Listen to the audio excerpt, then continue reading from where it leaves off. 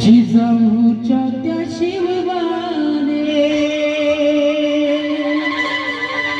दारी तोरण स्वराज बांधलं. जिजाऊच्या त्या शिवबाने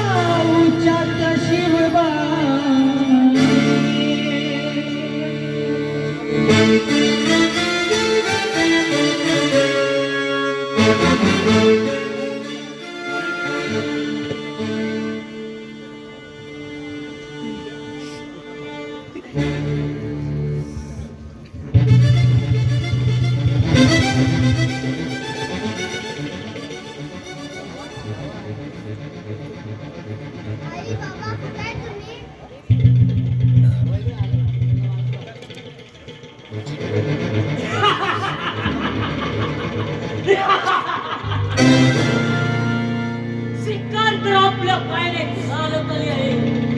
या संधीचा फायदा घेतला पाहिजे.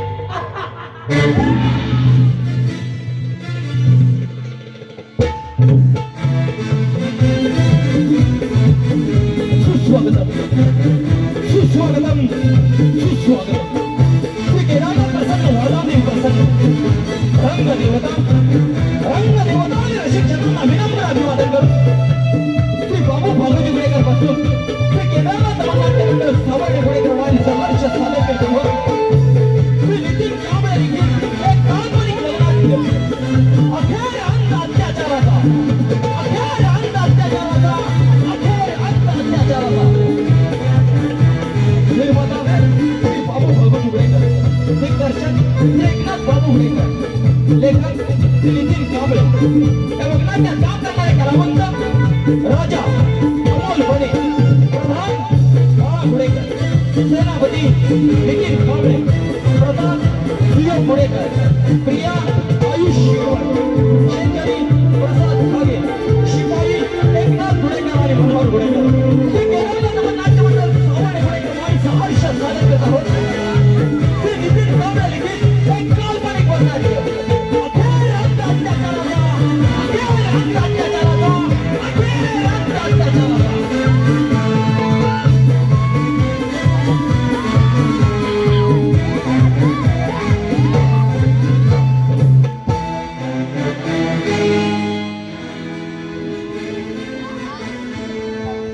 हॅलो हॅलो प्रकाश कदम यांच्याकडून या कार्यक्रमासाठी 201 रुपयाचं पारितोषिक आलंय. तसेच तन्मय काळंबी आणि अर्णव काळंबी यांच्याकडून 101 रुपयाचं पारितोषिक आलंय. तसेच अनंत बारको डिंगणकर यांच्या स्मरणार्थ अमित अनंत डिंगणकर यांच्याकडून खास फारसाठी 101 रुपयाचं पारितोषिक आलंय. केदारनाथ नाट्य मंडळ सावर्डे गुडेकरवाडी त्यांच्या आभारी आहोत. धन्यवाद धन्यवाद धन्यवाद.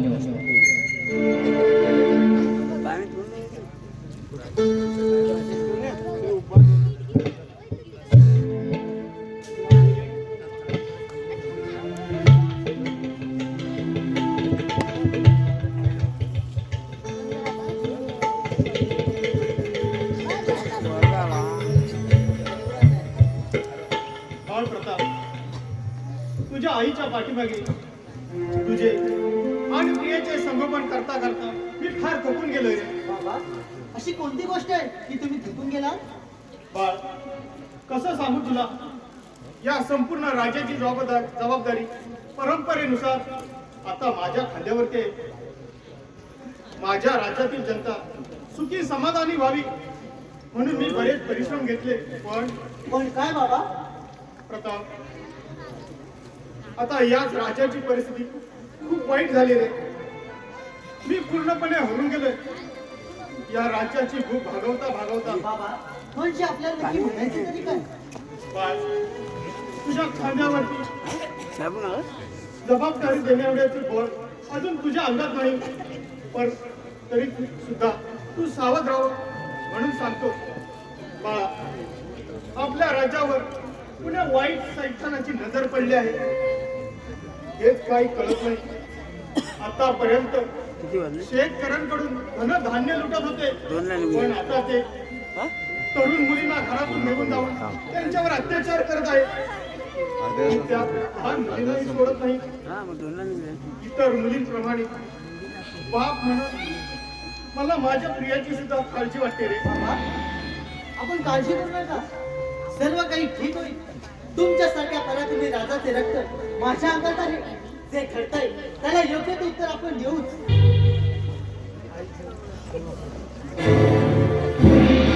महाराजांचा जय जयकार असो. आशीर्वाद आहे. महाराज, आज त्या घाई गडबडीत बोलवण्याचं कारण? प्रधानजी, सेनापती, या राज्यातील परिस्थिती पाहता आमच्या कल्पने पलीकडे गेला आहे. एक राजा म्हणून मी प्रजेसमोर स्वतः हरलोय असं आम्हाला वाटायला लागले. महाराज, महाराज, काय बोलत आहात आपण? होय सेनापती, राज्यात आया बहिणींवर होणारे अत्याचार आम्ही नाही थांबू शकत. ही केवळ आमच्या वयानुसार झालेल्या नाकारतेपणाची जाणीव आहे. तसं नाही महाराज, आम्ही त्या नराधमाचा शोध घेतोय. संपूर्ण राज्यातील त्याने लोकांना थंकवलं आहे. महाराज, त्याच्या विरुद्ध एकही माणूस पुरावा करण्यास तयार होत नाही. महाराज, राज्यातील जनतेचा आपल्यावर विश्वास दुराघात चालला आहे. म्हणूनच प्रधानजी, म्हणूनच आम्ही आपल्याला इतक्या घाई गडबडीत बोलावून घेतलं आहे. आम्ही या राज्याचा कारभार युवराज प्रताप यांच्या हाती देण्याचा निर्णय घेतला आहे. महाराज, आपला निर्णय योग्यच आहे. आम्ही याला सहमत आहोत. युवराजांना लागेल ती मदत करायला आम्ही तयार आहोत. महाराज, आपला तर निर्णय योग्यच आहे. लवकरच आपण युवराजांना राजगादीवर विराजमान करू.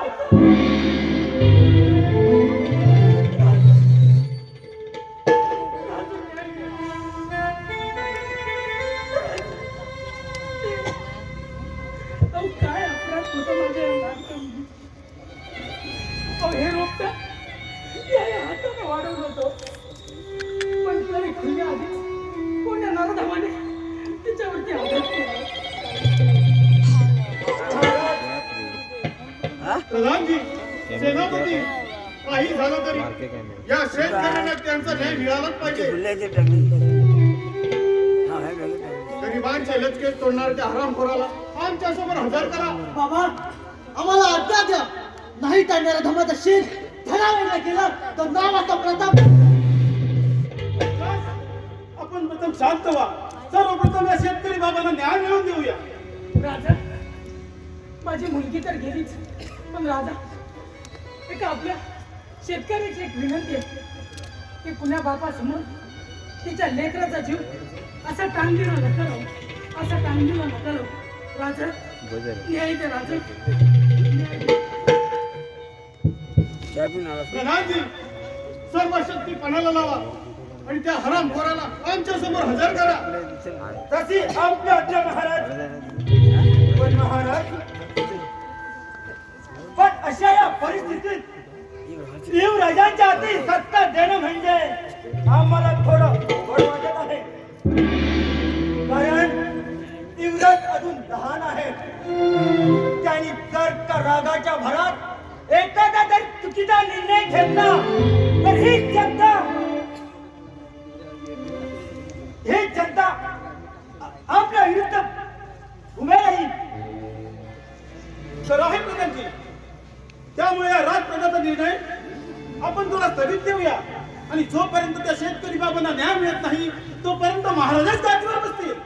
ठीक आहे सेनापती, आपण लागाताहिरीला, पण एक गोष्ट मात्र लक्षात ठेवा, काही झालं तरी त्या शेतकऱ्याला त्यांचा न्याय मिळालाच पाहिजे. तसे आपले आज्ञा महाराज. एक गोष्ट लक्षात ठेवा, त्या शेतकऱ्याला पूर्णपणे संरक्षण देणं हे आता आपलं काम आहे. चला लागाताहिरीला. चला तर महाराज.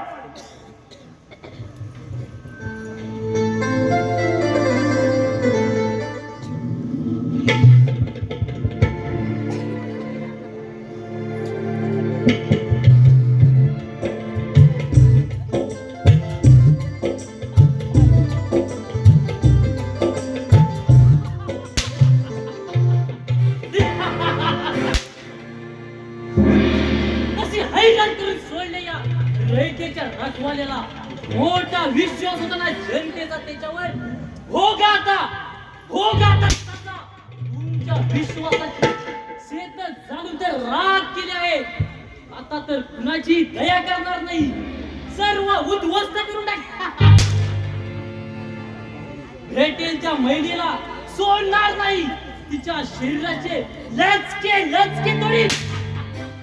मग पाहूया मला वाचवायला कोण येते ते. बाई, काही झालं तर नरदम आपल्यातील जागलाच पाहिजे. त्याला सोडायचं नाही हा? सोडायचं नाही त्याला. ठीक आहे. मला फक्त दिसू दे, दिसू दे मला फक्त. हा एवढा मोठा दगड घेतो आणि त्याच्या गळ्यात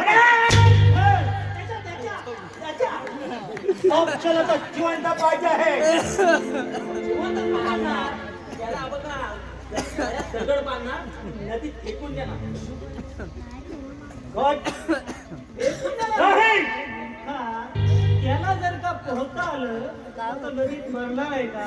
मग दगड कशाला बांधायचा दगड कशाला बांधायचा करत आहे पण एवढी खटाटोप कशाला करायला हवा? तुझ्याकडे काय आयडिया आपण 3 मीटरची रस्सी आलो. कशासाठी सांगतो तुझा सांग लवकर. रस्सी काय खाण्याआधी कोण आणतो? अरे तुला माणसं लावायची काही गरज आहे का मी सांगून टाक ना सांगतो ना, रस्सी आणायची 3 मीटर आणि गाठ मारायची टाकायची राहणार.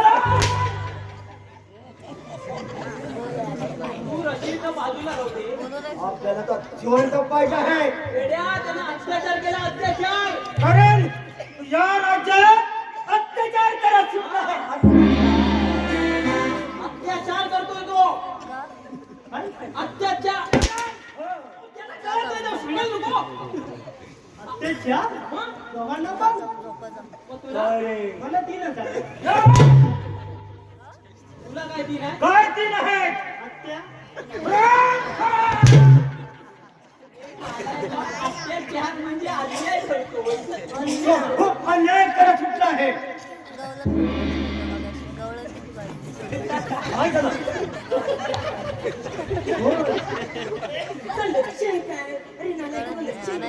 हो लवकर. अरे सोडशील तेव्हा लक्ष जाईल ना.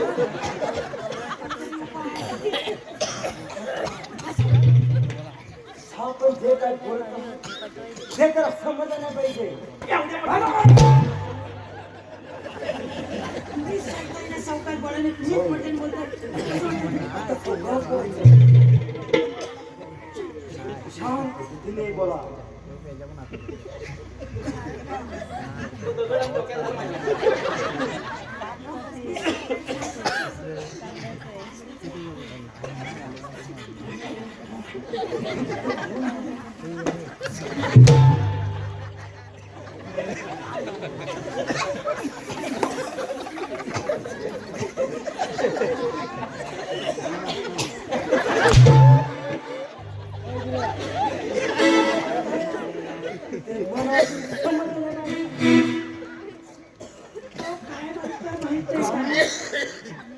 फक्त काळामध्ये टायर पंक्चर होईल.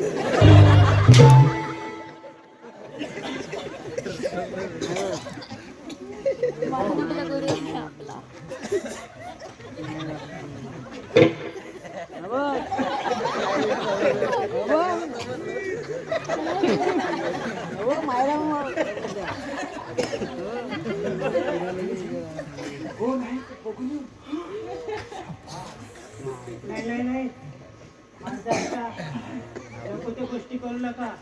तू पुढून जा, मी मागून येतो आणि तुम्ही आहे ना मधनं डोकं घाल.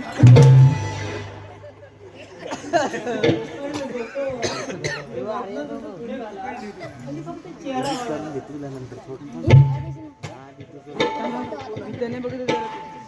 तुम्ही सावध राहा. काय अचानक तुमच्याकडे बघितलं आणि घाबरला ना तर वाट लागेल. दाढी बघून पुन्हा आला.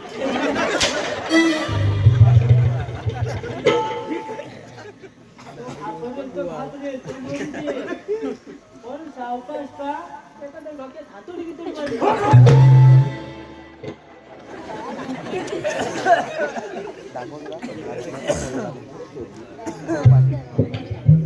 कोण आहे तो? दादा समजतंय? अरे तू इथे काय करत आहे? म्हणजे हा तुमचा भाऊ आहे हो, हा माझा भाऊ आहे. भाऊ म्हणजे बाबाचा मुलगा का? अरे नालाय का भाऊ. अरे आम्ही दोघे सक्के भाऊ आहोत. आणि आमच्या इतका जोडला आहे.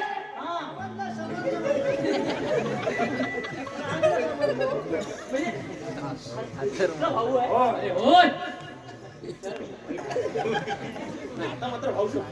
एक काम करा उद्या दोघांनी. काय? जाता नाही ना साडे तेवढे करून घे.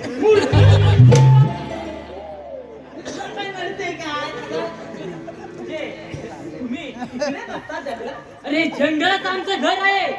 हा, म्हणजे घरातनं बाहेर काढले. अरे जंगलात कशाला राहतो? अरे या जंगलचा राजा आहे मी.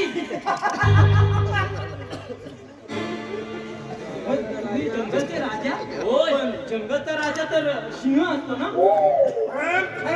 मी एकदम सिंहासारखे दिसताय. पण काय आहे? शेपूट तेवढंच नाही. तुम्हाला सांगतो, हे बघा, तुम्हाला घर नसेल मला सांगा. हे, इकडे आपल्या ग्रामपंचायतीत जा आणि घरकुलामध्ये नोंदणी करायची. अरे काय बोलतोय? अरे मूर्खा, त्यांची नोंदणी करायला हे काय दरिद्री? काय बोलतोस काय? अरे हे काय दरिद्री आहेत का? हे धर्मदरिद्री आहेत. अरे काही काय बोलतोयस? शिपाई जी, जी, सरकार. आपण थोडं आजूबाजूला पाहून या. हा, हा. त्यांचा कोणी संशयित आढळला तर त्याला बंदिवान बनवा आणि आमच्यासमोर हजर करा. हा. जशी आज्ञा. दादा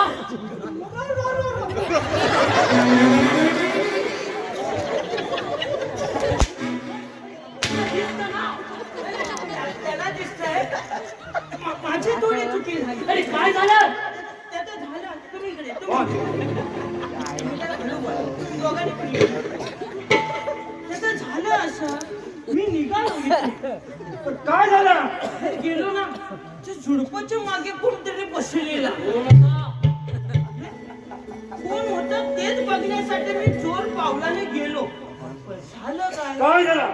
चोर पावलाने जाता जाता आहे ना, त्यानं त्याचा पाण्याचा डबा पलटी झाला.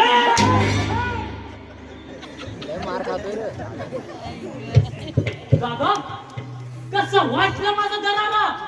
उडवला ना तुझ्या त्या राजाच्या अंगाचा थरकाव. दादा तुम्ही घाबरू नका. राजाने त्याच्या मुलाच्या हाती सत्ता देण्याआधीच त्याला असे झटके देतो की तो स्वतःहून या राज्याचा कारभार तुमच्या हाती देईल. शाबास शाबास समरसिंग. पण ज्या शेतकऱ्याच्या मुलीचा तू जीव घेतलास तो शेतकरी महाराजांपर्यंत पोहोचलाच कसा काय? आणि जर काही आता चालत राहिला तर एक दिवस तू ही सापडशील आणि मलाही फसवण्यात ठेवशील. दादा तुम्ही चिंता करू नका. तो शेतकरी पुन्हा राज दरबारात येणार नाही आणि यापुढे कोणत्या शेतकऱ्याची हिंमत सुद्धा होणार नाही. शाबास समरसिंग. यापुढे कोणताही गुन्हा करताना तो पुराव्यासहित नष्ट झाला पाहिजे. मग पाहता तो राजा माझ्या हाती कशी काय सत्ता देत नाही तो. समरसिंग, अरे त्याला आपण इतका हातभर करू तो स्वतःहून माझ्या पायाशी ही राजनीतीची सत्ता घेऊन आला पाहिजे. आणि या पुढील काम तुला सांगायला नको. होय दादा. बाकीचं सांभाळायला मी आहे ना समरसिंग. होय दादा. अरे तू राजासमोर जातो काय? पाहतोच कसं जातो ते. समरसिंग, अरे मीही तुझ्या सोबत येतो. आपण दोघे मिळून त्या शेतकऱ्याचे असे हाल करू.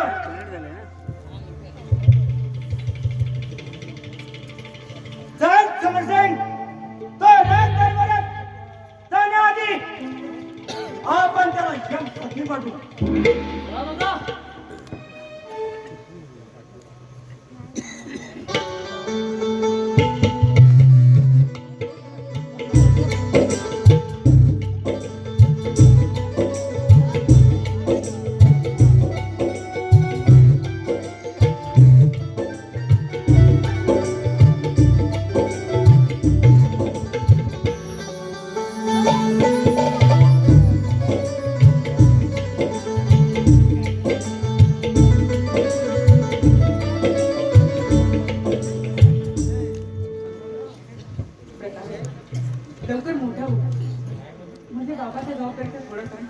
कमी होईल. हा शत्रू किती भेटून जो डिस्टोर झाला, स्त्रियांवर लोक ते अत्याचार करत सुटला. ताई पण या हलप करता असं वागून मिळतं तरी काय? बाबांचं आता वय झाले, त्यांना या राज्याचा सांभाळ करण्यात आता तितकं शक्य नाही. आणि या संधीचा फायदा घेत हे लोक राज्यात दहशत घालवतात, बाबांविषयी नकारात्मक विष कळवतात. ताई परिस्थितीने बाबा पण फसून गेले. त्यांना आता त्यांच्या बरोबर लढण्याची ताकद देखील राहिली नाही. आता तुला आणि मलाच यातून काहीतरी मार्ग काढावा लागेल. होय प्रताप, पण तुझ्या इंग्रजा पाठवून एवढा मोठा भार देणं हे मला योग्य वाटत नाही. तुझं पुढील आयुष्य या नराधमांच्या काठीने वेळते तडकून जाईल याचीच मला भीती वाटते. ताई तू मुळी चिंता करू नकोस. ताई या नरधर्माचा तपास लावायचा असेल तर शेतकरी बाबांना भेटणं खूप गरजेचं आहे. त्यातून आपल्याला काहीतरी पुरावा मिळेलच. होय प्रताप, चल आता आपल्याला होय काहीतरी ताई, जास्त वेळ करून चालणार नाही. चल लवकर.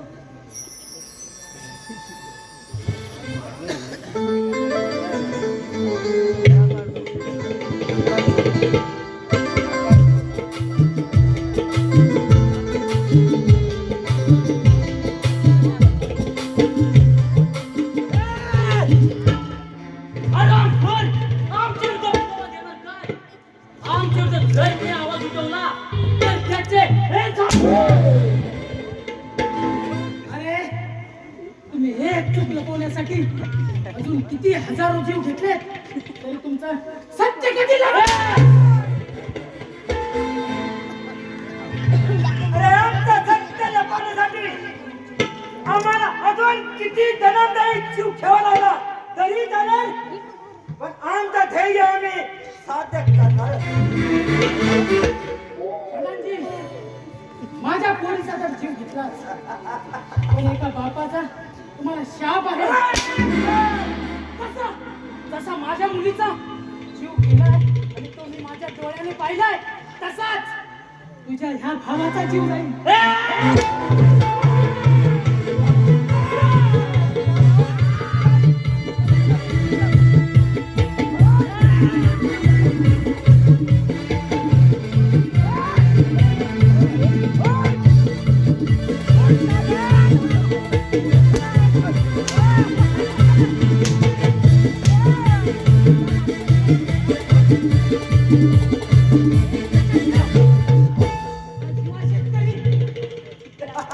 छत्रपती शिवाजी महाराजांच्या विचाराने आणि आदर्शाने घडलेला शेतकरी तुमची एक चूक तुम्हाला महाग पडणार आणि तुमच्या विरुद्ध हा जीवा शेतकरी 100% पुरावा देणार.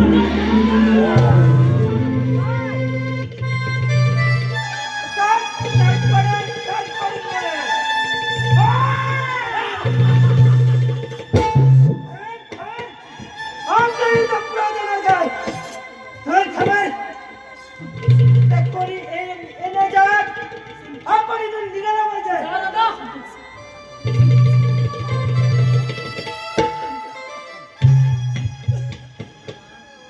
शेतकरी बाबा, शेतकरी बाबा, बाबा उठा. कुणी मारलं तुम्हाला? काहीतरी बोला बाबा, तुम्हाला तुमच्या मुलीची शपथ आहे. बोला बाबा.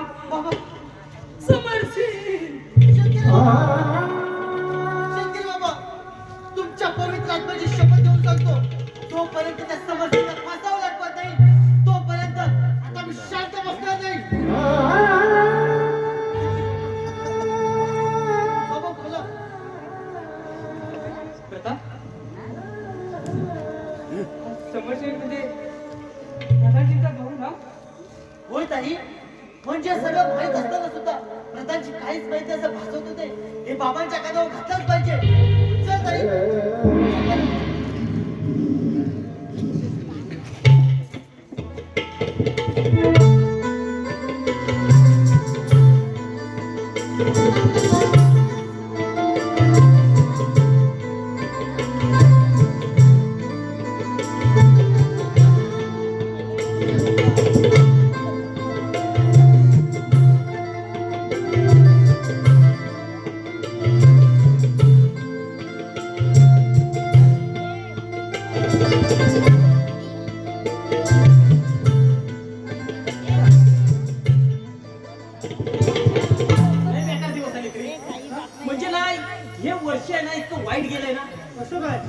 अरे काय तुला सांगतो, पाऊस एवढा पडला नाही या वर्षी, पाण्यासारखा पाऊस होता, पाण्यासारखा. मग पाण्यासारखा वेळा पाऊस पडला वेळा.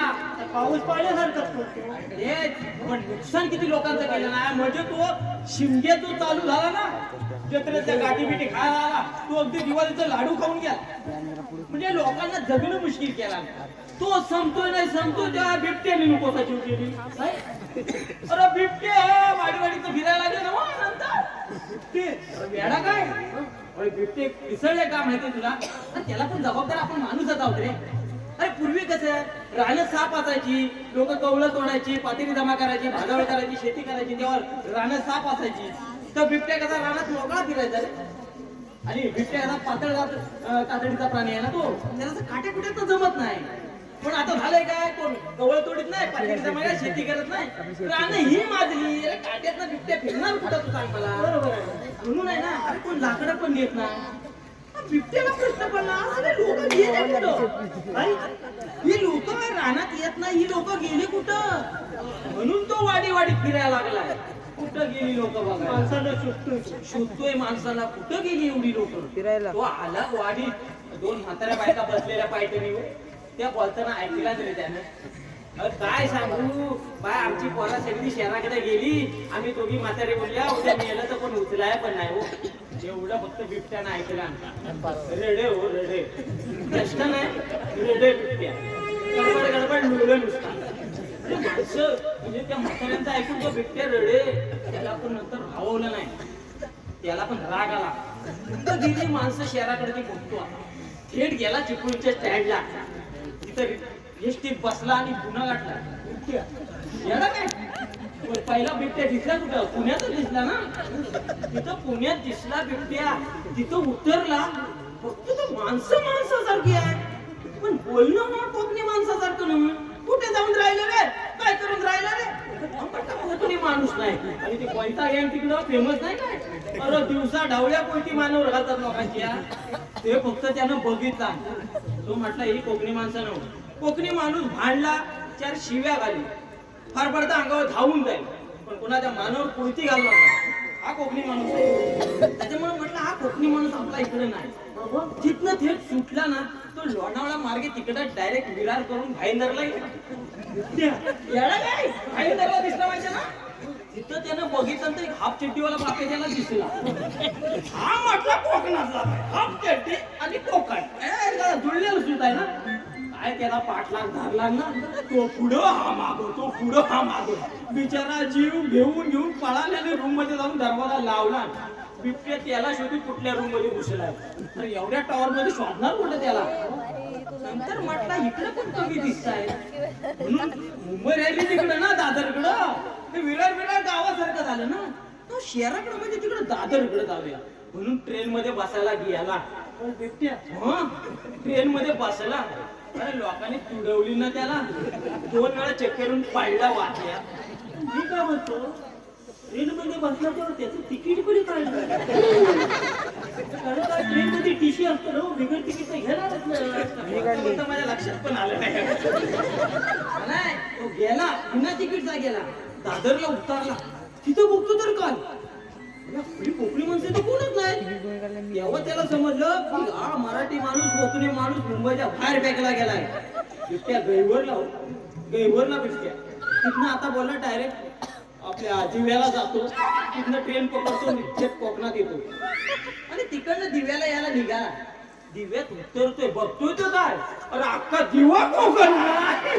हो काय आनंद झाला ना बिबट्याला. तो तिथंच थांबलाय, तो अजून आला नाही. दिसतो काय आता गावाकडं तिकडे काय तो वरतीला. परवा माझ्या घराच्या बाजूला गेला तर कोणाचा बिबट्या नको आंघोळी करीत होतो. त्याने काय केलं, माझा टॉवेल पळवला. काय येऊ का बिबट्या काय टॉवेल मध्ये त्याला काय आंघोळी करायची. माझा बिबट्या टॉवेल लिहू शकत नाही. तुझा बिबट्या ट्रेन मध्ये बसला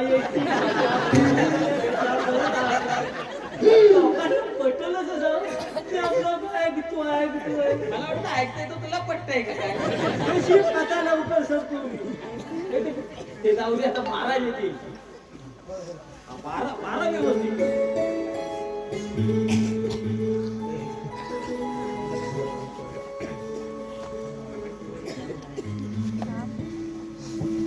सेनापती नाही भाऊ तो आता प्रजेचे हाल किती सहन करू मी त्यांचे यातना. लहान मुलींचे आयुष्य बर्बाद होताना मी काहीच करू शकत नाही याची खंत मनाला चिरून जाते. आई वडिलांच्या डोळ्यातून उगवणारे अश्रू, मुलींचे आयुष्य उद्ध्वस्त होताना पाहून फुटणारे ममतेचे हुंकार, कानाचे कसे पडदे फाटतात नाही महाराज, एवढ्यावर हारून चालणार नाही. ही लढाई आपल्या अस्तित्वाची आहे, आपल्या शूरवीरांनी दिलेल्या प्राणांच्या आहुतीची आहे आणि त्या हरामखोरांना कशाचीही झडप बसलेली नाहीये. आणि महाराज, आपल्याशिवाय या जनतेला कोणी कैवारीच उरला नाही. म्हणून सांगतो महाराज, जोपर्यंत शरीरात प्राण असेल तोपर्यंत लढत राहू, तोपर्यंत लढत राहू. महाराज, खूप प्रयत्न केला आम्ही, पण काहीच पुरावा आमच्या हाती लागला नाही. महाराज, तो नरकात फारच हुशार आहे. एकही पुरावा त्याने मागे सोडला नाही. महाराज, पण लोकांचा उद्रेक मात्र वाढत चालला आहे. आणि जर का हे असंच चालत राहिलं तर एक दिवस ही जनता आपल्या दरबारातून धिंगाणा घालेल आणि एक आपलं नाव नामर्दा राजा म्हणून इतिहासाच्या पानावरती खोदलं शुद्ध आहे ना आपल्याला? आम्ही पूर्ण शोधित आहात. माफ करा राजे, पण आपण योग्य तो निर्णय घ्यावा अशी आमची इच्छा आहे. बाबा, आम्ही शेतकऱ्याला भेटण्यासाठी गेलो होतो, पण आम्ही जाण्याआधी त्या शेतकऱ्याचा कुणीतरी फोन केला बाबा. पाहिलात महाराज, आम्ही सुद्धा खूप प्रयत्न केले, परंतु तो नरकात आमच्या हाती लागलाच नाही. प्रधानजी, आपण तयारी करा. उद्याच त्या हरामखोराला या कृष्णेच्या खोलीतून शोधून काढायचा. मी आणि ताई दक्षिणेच्या दिशेने येतो. प्रत्येक दर्यापुरात छापा मारा. काही झालं तरी तो नराधाम आपल्या हातून सुट्टा कामा नये. शाबास, शाबास. येतो आम्ही. या आपण. प्रताप, अरे काय बोलून तुला सर? म्हणजे आम्ही समजलं नाही. सेनापती, आम्ही शेतकऱ्याला भेटायला गेलो असता शेतकरी शेवटच्या श्वासावर थकला होता. आम्ही त्याला विचारायला गेली, त्याला खूप यातना होत होत्या, पण प्राण सोडता सोडता त्याने समरसिंग असं नाव घेतलं. होय बाबा. म्हणजे आपल्या प्रधानजीचा भाऊ. हे परमेश्वरा, ज्यांच्यावर आम्ही विश्वास ठेवला तेच गद्दार निघाले. प्रधानजी, नरकराम माणसा, मोठा डाव खेळलास, मोठा डाव खेळलास. सेनापती, शेतकरी राजकारणात आला असता आपल्या व्यतिरिक्त कुणी राजकारणात नव्हतं. मग शेतकरी न्याय मागण्यासाठी आपल्या राजकारणात आलाय, हे तर नरधमापर्यंत पोहोचलाच कसं? कारण शेतकरी दरबारात येण्याआधी दरबारातील प्रत्येक माहिती प्रधानजी त्या नराज मला सांगत होते. माझ्या वृद्धपणाचा गैरफायदा घेऊन प्रधानजीने आमचा विश्वासघात केलाय. महाराज, चिंता करू नका, आम्ही आहोत. तुमच्या नावाला डाग लागणार नाही याची जबाबदारी आमची. सेनापती, म्हणून मी आपल्या उद्याच्या योजनेबद्दल बोललो. म्हणजे हे जाऊन प्रधानजी त्याला नक्कीच सांगणार आणि तो आमच्यावरती हल्ला करण्यासाठी येणार. तुम्ही मागोमाग येऊन आम्हाला साथ द्या. उद्याच त्या हरामखोरांना रंगे हात पकडू. प्रिया, अगं तुझ्या जीवाचं काय बरं वाईट झालं तर मी पूर्णपणे खचून जाईल. सेनापती, तळ हाताच्या फोडाप्रमाणे जपलंय मी हिला. राज्यातील तरुण मुलींना अब्रूचे घाव मनाला जखमा देऊन गेले आणि त्यात मी माझ्या मुलीचा जीव धोक्यात टाकतोय. बाबा,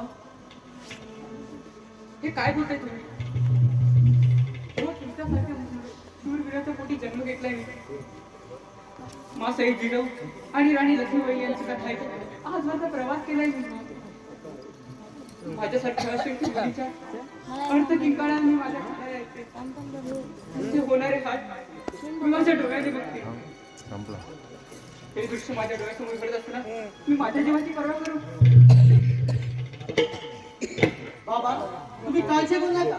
माझ्या ताईच्या पाठीमागे हा तिचा भाऊ गंभीरपणे उभा आहे. तिच्या केसाने धक्का लागला नाही याची खात्री मी देतो. पण आता आपल्याला काहीतरी जोखीम उचललीच पाहिजे. सेनापती, आता सर्व जबाबदारी आपल्यावरतीच बोल आहे. महाराज. युवराजांच्या पाठीमागे खंबीरपणे बेरा आणि त्यांना साथ द्या आणि हे राज्य आपले वाचवा. आई भवानी आपल्या पाठीशी आहे. चला लागा तयारीला.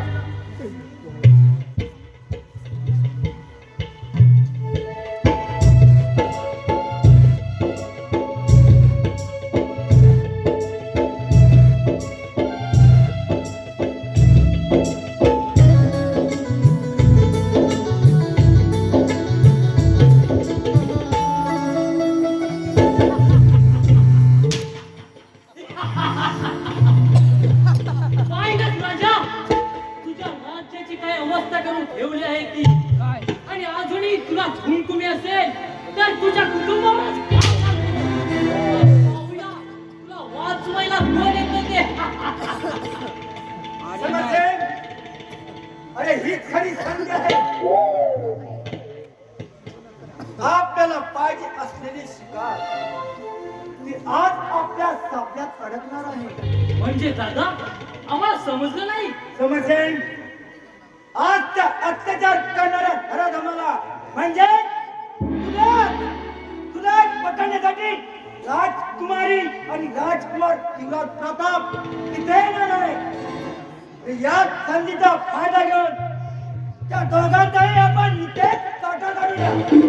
दादा आज त्या राजकुमारीच्या मधमस्त जवानीचा गंध लुटतो आणि तिची अशी अवस्था करतो की या राज्यात आपल्याकडे वर मान करून पाहण्याची कुणाची हिंमत सुद्धा होणार नाही. समजसेन,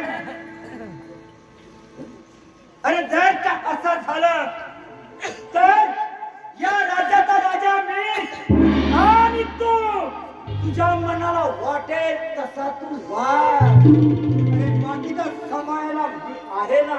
वा प्रधान, आम्हाला तुमच्याविषयी संशय आलाच होता, पण आज खात्रीच पडली. आपल्याच घराच्या भिंती नाजूक झाल्या तर त्या तोडायला दुश्मनांची गरज भासत नाही.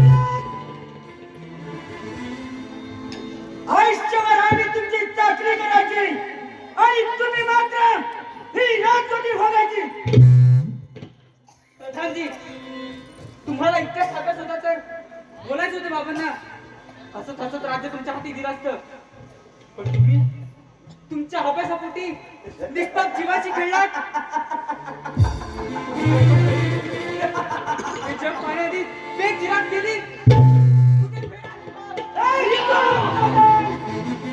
पुण्याच्या गोष्टी तू आम्हाला सांगू नकोस.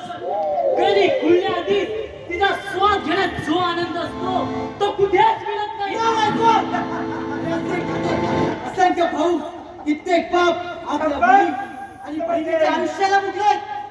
अभाव स्वप्न डोळ्याने पाहिले असताना त्यांचं स्वप्न मातीमोल करणाऱ्या राक्षसानं सोड बांधलं.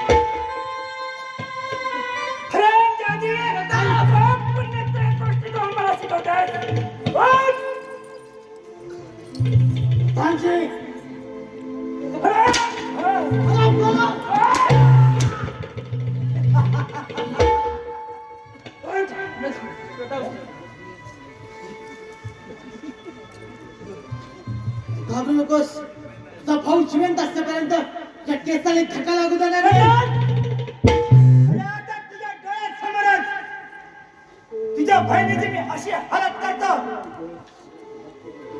अरे तिच्या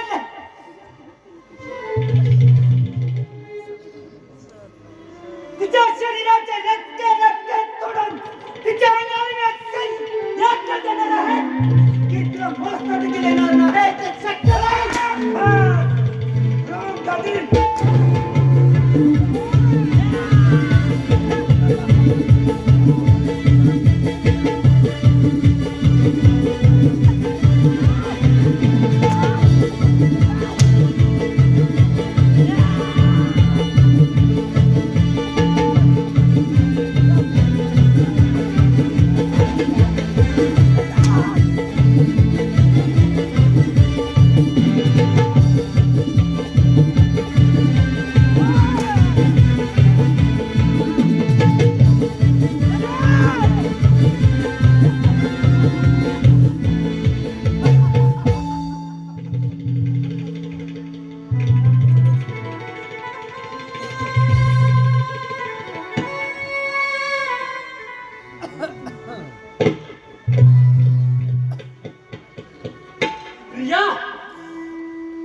माझ्या भावासमोरच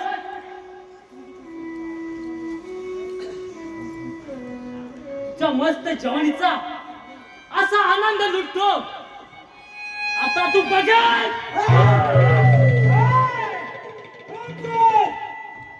प्रधानजी नमा खरं माणसा लाज वाटत नाही तुला ज्या राजाने तुझ्यावर विश्वास ठेवला त्या राजाला माणूस कंजूर करू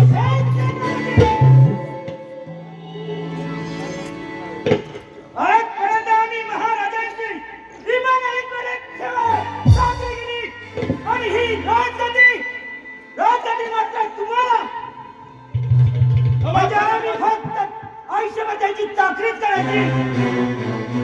जनतेला लुटून त्यांच्यावर अत्याचार करून आया बहिणीच्या ताळीवर लोणी खाणारा राजा नाही. हैवान मागता झाल्यावरती भारत कमेंट बघून बोलत आहे.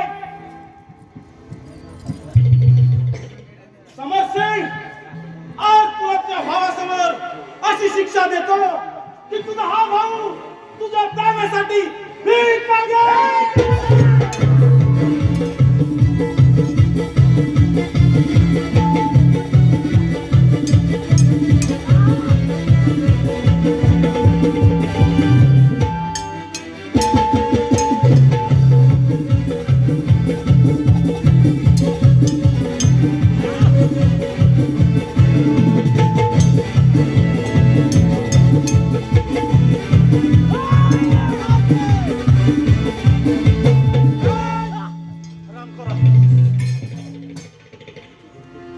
उठ उठ जरा थांबा उठ बोल त्याची मुलीवर अत्याचार कोणी केला बोल.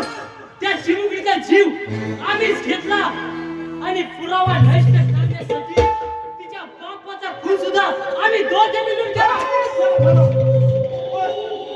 बोल त्याची मुलीवर अत्याचार करताना तुला मानवतेच्या रूपाने धरासला असं करताना तुला काहीच कसं वाटलं नाही. बोल जरा थांबा बोल बोल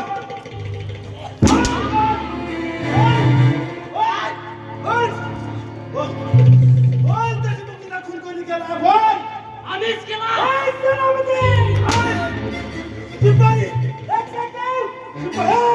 प्रधानजी खराब माणसं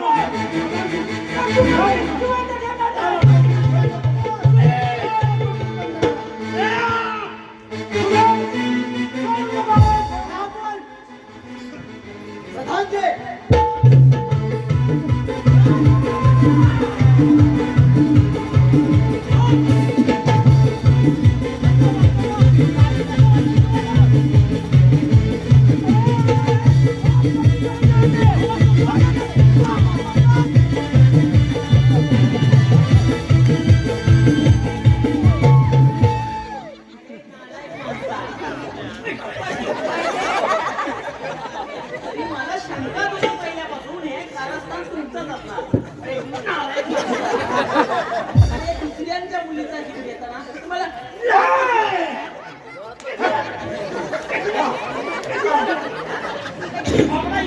अरे दुसऱ्यांचा जीव घेताना तुम्हाला थोडी तरी लाज शरम शिल्लक आहे काय का?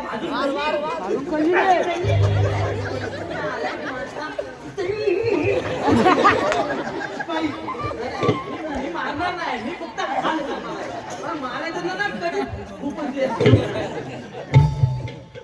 बोला प्रधानजी का केलं? युवराज, अरे आम्ही हे काय केलं हे तथ्य ऐकायचं आहे. अरे या मागचा खरा सूत्रधार मीच आहे.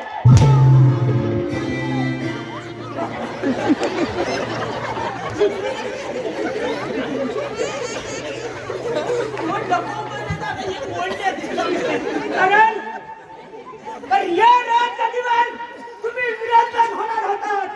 कोणाचा होता? या संधीचा फायदा घेऊन मी समरसिंगला या लहान मुलीवर अत्याचार करायला सांगितलंय. नाही.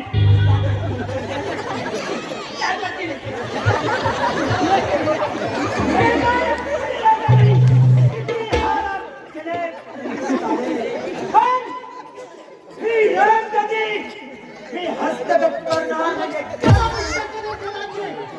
शिपाई चला यांना घेऊन या जाता निवाडा महाराजाच करतील चल बे, टेकलो. साले मेरे को आग दिखाता है मेरे को आग दिखाता है साला इससे शिक्षा देता हूँ ना मला तर हितच नाही आला मला शिक्षा घेऊन नाही तर काय माझ्या असून मारायला माहिती काय ठीक आहे चला घेऊन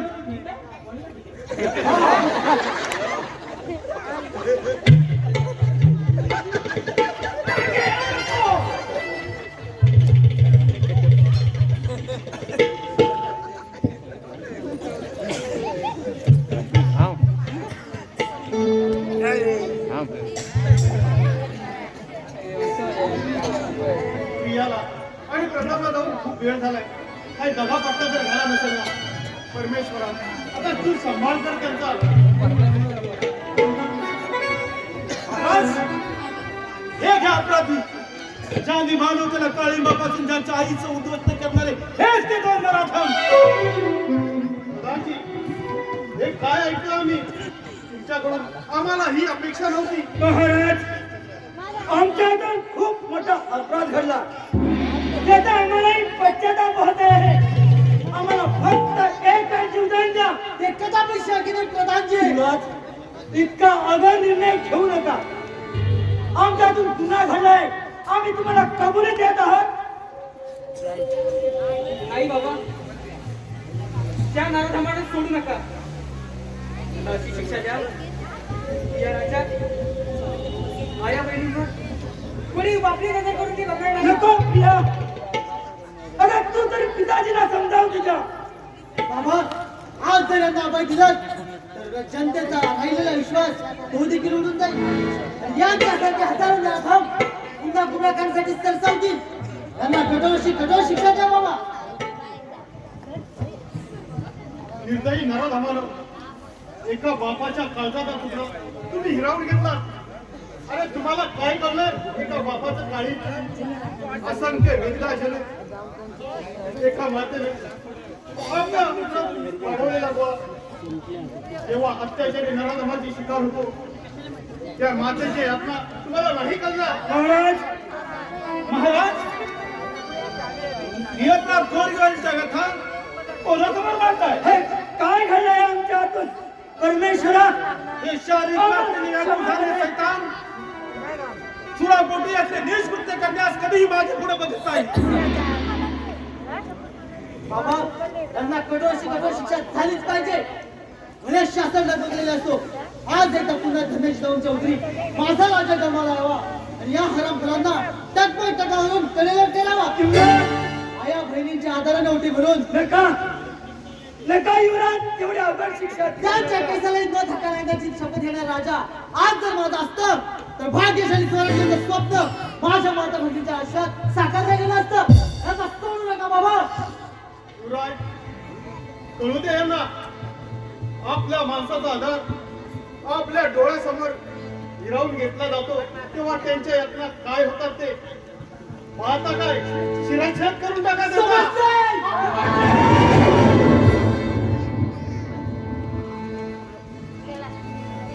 एक दोन नराधम संपले पण असे कित्येक नराधम बिंदास्तपणे फिरत आहेत माझ्या माता भगिनींना आणि तरुण मुलींना एकच सांगणं आहे जर का तुमच्या इथे जर कोणी हात घेतला तर त्याचा हात जागीच तोडा माझ्यासारख्या संख्य भाऊ तुमच्या पाठीमागे उभे राहतील.